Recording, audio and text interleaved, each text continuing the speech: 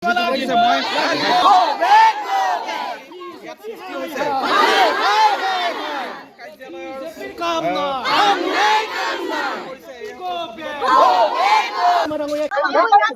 আমি গৌৰীসাগৰ উন্নয়ন খণ্ডৰ কাৰ্যালয়ত নাৰী মুক্তি সংগ্ৰাম সমিতি আৰু কৃষক মুক্তি ছাত্ৰ মুক্তি সংগ্ৰাম সমিতিৰ প্ৰতিবাদী কাৰ্যসূচী গ্ৰহণ কৰিছো।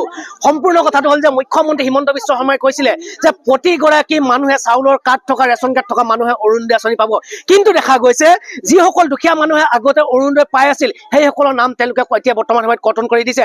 বহু বিকলাংগ মানুহৰ নাম কৰ্তন কৰি দিছে, বহু বিধৱা মানুহৰ নাম কৰ্তন কৰিছে, দুখীয়া মানুহৰ নাম কৰ্তন কৰি দিছে।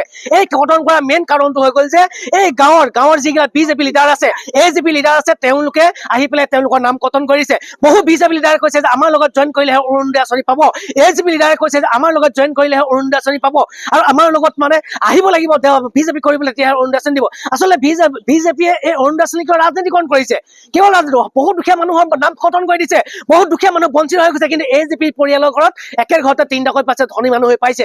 বিজেপি পৰিয়ালৰ ঘৰত 3টা 4টাকৈ পাইছে, ধনী মানুহে পাইছে। গতিকে আমি দাবী জনাইছো জিলা উপায়ুক্তৰ নেতৃত্বত, দণ্ডাধীশৰ নেতৃত্বত পুনৰ তদন্ত হ'ব লাগে। যিসমূহ লিষ্ট আহিছে এই লিষ্টবিলাকৰ পুনৰ তদন্ত হ'ব লাগে। ধনী মানুহৰ নাম কৰ্তন কৰিব লাগে। পোনপ্ৰথমে দুখীয়া মানুহবিলাকৰ নাম তেওঁলোকে দিব লাগে। দুখীয়া মানুহসকলে প্ৰথমতে পাই লওক, তাৰপিছত লাগিলে ধনী মানুহে পাওক, কোনো কথা নাই। কিন্তু যিসকল দুখীয়া মানুহে পাই আছিলে তেওঁলোকৰ নাম কিয় কৰ্তন কৰা হ'ল, এইখিনি সম্পূৰ্ণ তদন্ত হ'ব লাগে। কেৱল এজিপি বিজেপিয়ে যে পাব লাগে এনেকুৱা কথা হ'ব নালাগে।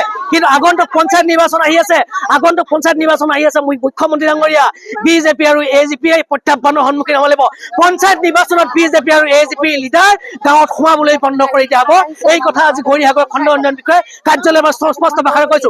আৰু এটা কথা কৈছো যে খণ্ড উন্নয়ন বিষয়াগৰাকী আচলতে খণ্ড উন্নয়ন কাৰ্যালয়তে বহি থকাটো তেখেতৰ নিয়ম নহয়। আচলতে পঞ্চায়ত বিলাকত যে এজিপি বিজেপি লিডাৰ বিলাকে কোনে অৰুণোদয় পাব লাগে এই কথাটো যে তেওঁলোকক নিযুক্তি দিলে নেকি চৰকাৰে, যে অৰুণোদয় পাব লাগিলে তেওঁলোকৰ এজিপি বিজেপি লিডাৰ বিলাকক নিযুক্তি দিছে নেকি? এখেতে চাব লাগে নালাগে, এখেতৰ নেতৃত্বত তদন্ত হ'ব লাগে নালাগে, কোনসকল মানুহে পাব লাগে তেওঁলোকে কিন্তু ইয়াত বহি থকা দেখা গৈছে, ধনী মানুহবিলাকে পোৱা দেখা গৈছে। গতিকে আমি দাবী জনাইছো এই লিষ্ট বন্ধ কৰক। আগৰ লিষ্ট আগত যিসকল মানুহে পাই আছে পাব লাগিব, প্ৰতিটো দুখীয়া পৰিয়ালে পাব লাগিব, বিকলাংগ মানুহে পাব লাগিব, বিধৱা মানুহে পাব লাগিব। এইটো কথা স্পষ্ট কথা কৰিছো। আমি হাতীগুলি পঞ্চায়তৰ 5 নং ৱাৰ্ডৰ মই বিজেপি লিডাৰসকলে মোক কৈ আছে যে আপুনি আমাৰ পাৰ্টিলে হওক, কিন্তু মই যোৱা নাই। কি অৰুণোদয় আঁচনি মই প্ৰথম 850 টকা পইচা পাই আছিলো, কিন্তু আমাক 850 টকা পোৱা মানুহখিনি তেওঁলোকে বঞ্চিত কৰিছে। মই খুব দুখীয়া পৰিয়ালৰ মহিলা, মোৰ এজনী ছোৱালী মই লৈ পেলাই কেনেকে খাওঁ? মোৰ মানুহজনক লৈ পেলাই, মোৰ মানুহজনে কাম বন কৰিব নোৱাৰে। মোৰ ছোৱালীজনী সিহঁতি খাবলৈ 1250 টকা যিয়ে নহওক মই 2 সপ্তাহৰ নহ'লে মই বজাৰখন কৰিব পাৰো।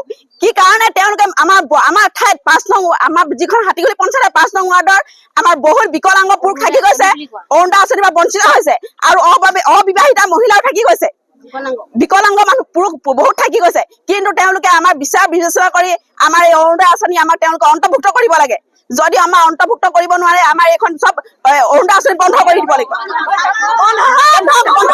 যিকোনো খবৰৰ বাবে যোগাযোগ কৰক 7099017330 লগতে 7099017110 নম্বৰত।